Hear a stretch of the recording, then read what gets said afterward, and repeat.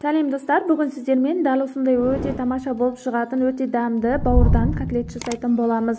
Бауырды жаман көретін адамдар да қалдырмай жеп қоятын болады, міндетті түрде жасап көріңіздер. Бізге дәл осындай бауыр қажет болады. Тазалап, бөліктерге бөліп аламыз. Орташа үлкендіктегі 3 картобымызды тазалап аламыз және 2 пияз, сарымсағымызды тазалап дайындаймыз.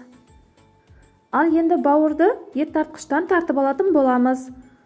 Ет тартқышыңыздың тісі ірі болса, 2 рет қайта тартып алыңыздар. Менде майда тіс болғандықтан 1 рет қана ет тартқыштан өткізіп алдым. Ал енді пиязымызды, картоп, сарымсақтарымызды ұсақтап турап аламыз, дәл осындай үлкендікте. Бауырымызды ет тартқыштан өткізіп алдық, ал енді пияздарымызды ет тартқыштан өткізіп алатын боламыз.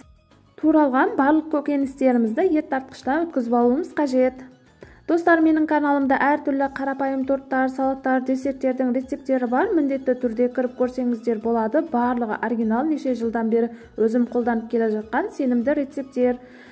Достар, менде торттан қалған жұмыртқаның 4 жұмыртқаның ақуызы бар еді. Сол ақуызын қосып жібердім. Ал сіздер осы жерде 3 немесе 4 жұмыртқа салсаңыздар болады, және 1 жұмыртқаны да салып жібердім. Тузымызды саламыз, қара бұрыш саламыз, қызыл бұрыш саламыз және шашликтің дәмдеушін салатын боламыз. Кішкене араластырып дайындап алғаннан кейін осы жерде сүт құямыз. Сүтті қалауыңызға байланысты көп құйсаңыздар да болады. Мен 1 пиалада өлшеп құйдым. Жақсылап араластырып жіберіп, 4 ас қасықта ұн салып араластырдым. Бірақ та менде 4 ас қасық ұн аз болғандықтан тағы 1 қасық қосып араластырдым. Бізге қою масса қажет болады. Табамызды газға қойып, кішкене майлап аламыз. Негізі табаларыңыз жабыстырмайтын жақсы таба болатын болса, майламай пісірсеңіздер де болады. Мен бірінші, екіншілерін майлап пісіріп алдым, ал қалғандарын майламай пісіріп ала бердім. Котлеттерімізді біленшікті пісіргенде пісіріп алатын боламыз. Дәл осылай артық қызарғаннан кейін аударып алып, екінші жағын пісіріп аламыз. Орташа отта пісіріп алатын боламыз.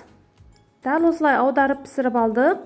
Біздің котлетіміз дәл осындай қызарып әдемі болып шығады. Тағы майлап жібереміз. Және котлеттерімізді жаңағы бірінші котлетті пісіргенде барлығын пісіріп алатын боламыз.